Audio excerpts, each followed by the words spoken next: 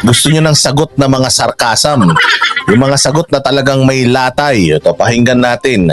Yung tanong, sabi nga, it's as if nag-a-assume si Attorney Topacio na itong issue na to is wala daw tong ang punot dulo naman talaga nito is yung maproteksyonan ng mga kasama ni Romualdez diyan sa Congress, maproteksyonan si Romualdez. Hindi natin alam kung at the expense of what. Hindi natin alam kung dahil ba yan sa mga budget, sa mga projects, hindi natin talaga alam. Or dahil ito mga congressman na ito naniniwala sila na si Romualdez ay malaki yung chance na mananalo siya sa 2028 at it's better to start friendship early than later. Hindi nila alam kung siguro they're trying to do some good deeds for their speaker. Maybe pagka kailangan naman nila yung approval ng speaker or they have a favor that they'll ask dun sa speaker, meron silang something na pangahawakan against him. May utang na loob ka sa akin dahil sa akin nawala ng platform si si PRD, hindi ka na ngayon niya nababanatan. Di ba? Pwedeng ganun. So ito ngayon, yung kay Topacio, sabi nga niya, pulaan na ang lahat, wag lang ang speaker.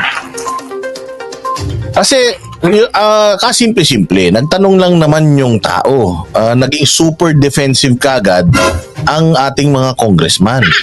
At dahil nga doon sa pagtatanong ng tao, it's just a simple question. There's a message na nagsabi na ganito, ganyan. So nagtanong siya. At yun ang reason bakit siya nakulong, dahil daw ayaw niyang i-reveal yung kung sino yung nag-text sa kanya. Ayaw rin niyang ibigay yung number. Kaya doon siya nadali. Now, ito yung opinion ni Topacio tungkol dyan. Huwag kayong mag-alala, marami siyang interviews, ipi-play natin lahat. Magaganda yung mga sinabi niya rito Romualdez. Yun. Yun.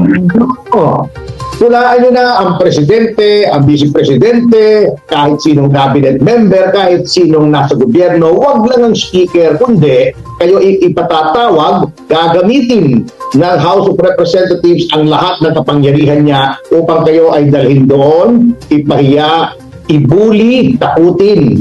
Yun ang unang mensahe niyan. Ito yung sa SMNI kasi naglabas ng resolution, di ba, attorney? At talagang ang sinasabi doon, urging the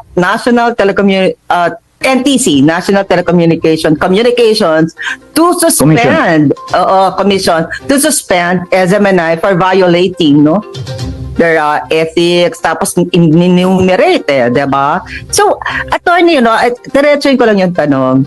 Bakit po sa ibang mga networks, usually pag nagkakaroon ng, sabihin natin, violation ng inaral nila, is the program. Di ba? Yung program yung sinususpend muna, mawawala sa ere. Pero the network itself and the other shows na wala kang nalalaman doon, hindi apektado. Yung show lang. Bakit po ngayon, biglaan na dahil sa sinabi nung isang anchor, tapos bigla na lang, SMNI na, prangkisa na. Oo nga po Na meron tayong franchise I mean, the SMNI has 25 years franchise, di ba? Legal. Kahit naman 25 years daw yun, sila nagbigay, sila nga ang makapangyarihan, sila nga ang boss. Mas matindi pa nga sila sa presidente, parang sila na nga ang Diyos Parang gusto na nga nila, sa kanila na kayo magmisa. So kahit na meron kayong entitlement for 25 years, kaya nilang bawiin yun basta-basta. Kasi nga, pinupulaan nga ninyo yung speaker according to Topacio. Kasi tingnan mo ang pamilya Marcos, since na patalsik yung kanilang ama, they've been in the center of ridicule, fake news, lahat ng masasakit na salita itinawag na sa kanila, mga magnanakaw, yung mga ginagastos nyo galing niya sa pagnanakaw, ganito, ganyan. Ano yan? Never ang mga Marcos nagdemanda doon sa mga nagja-judge sa kanila. Never. Ever. Until now. They are in the position, they have the power, pero never silang, they didn't, went after yung mga detractors na hindi. Never. PRD, same thing. Maraming bumabatikos, bumababoy, binababoy talaga yung kanyang persona sa social media, sa media mismo. Mga ano mismo mga news anchor mismo, kung babuyin yan, sila Lord De Vera, sila Karen Davila, kung babuyin yung matanda, si Maria Ressa. Pero meron pa rin naman silang mga lisensya para gawin yung kanilang pagbabalita. Hindi ba? So, hindi ko talaga maintindihan bakit yung mga Congress. Kaya ako minsan naisip ko talaga na yung mga congressman talaga ngayon, mga spoiled eh. Sila yung mga bagong henerasyon na nga ng mga congressman na hindi na talaga dumaan dun sa paghihirap eh. Kaya nasanay sila na since mayayaman yung kanilang mga pamilya, lahat na ng gusto nila, nakukuha nila, nadala nila yun hanggang sa paglilingkod nila. So parang paano yun bakit to ganun? Hindi bakit? Pwede ho ba yun? Well, unang-una sa bakit, alam nyo, unang-una, the House of Representatives wants to send a message to all media practitioners. Pulaan nyo na ang lahat, wag lang si Speaker Romualdez. Yun.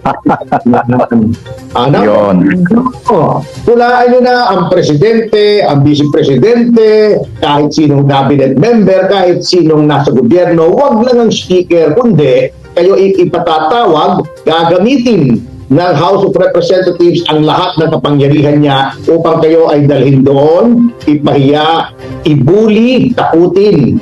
Yun ang unang mensahe niyan. Pangalawa po, while pwedeng mag-resolve o magpasa ng resolution ang House of Representatives, ang nagpapatupad po ng prangkisa, once may franchise na yan, katulad ng SMNI, ay ang ehekutibo. Hindi naman po binding yan sa National Telecommunications Commission. Basta kayo prangkisa, batas po kasi yung prangkisa, yan ay isang act of Congress, yung grant ng prangkis. Yan ay batas na wala ka namang diskresyon na ang batas ay hindi ipatupad. Ang NTC, National Telecommunications Commission, na nasa ilalim po ng executive branch, ay dapat pabayaan na mag-broadcast ang isang istasyon na may prangkisa. Ngayon, meron pong nagsasabi, inihahambing nila sa ABS-CBN. Hindi naman po tama yung analogy na yon. Sapagkat ang ABS-CBN po, nung dinidinig, kung i-renew ang prangkisa ay expired na yung prangkisa. Ito po ay may batas na nagbigay ng panibagong prangkisa sa SMNI. And until and unless yung batas na yon ay i-revoke ng subsequent legislation, yung prangkisang yan ay magpapatuloy. Ang tanging magagawa lamang po ng executive, katulad po ng mga ibang programa na may kalaswaan, etc. na sa paningin nitong MTRCB ay hindi dapat na makita, ma-air to the general public, ay suspindihin, katulad po nang nangyari ng isang noontime show. Ganun po ang pwede lamang gawin. But for you to tell the NTC to suspend the franchise, para sa akin, questionable yung legality niyan sapagkat the franchise subsists unless it is repealed dahil ito po ay patas. And usually di ba, pag sa franchise kasi it's about the public interest. Opo. So, pero isa yung sa tinitiran nila na na-apektuhan daw, parang kinoconnect nila sa public interest, ito daw dahil sa nangyari, no? Kaya tinitira yung, at kaya pinapasuspend. Attorney, ano ba talagang public interest? Kasi medyo public interest, yung question, hindi ho ba? Ito, Tinan mo, hindi nahihiya yung mga congressman dito. Hindi kayo nahihiya sa mga sarili ninyo na pinagtatawanan kayo ng mga citizens. Na pinagtatawanan kayo ng mga netizens para kayong mga may reglang mga menopause na. Diba? Imagine niyo yan.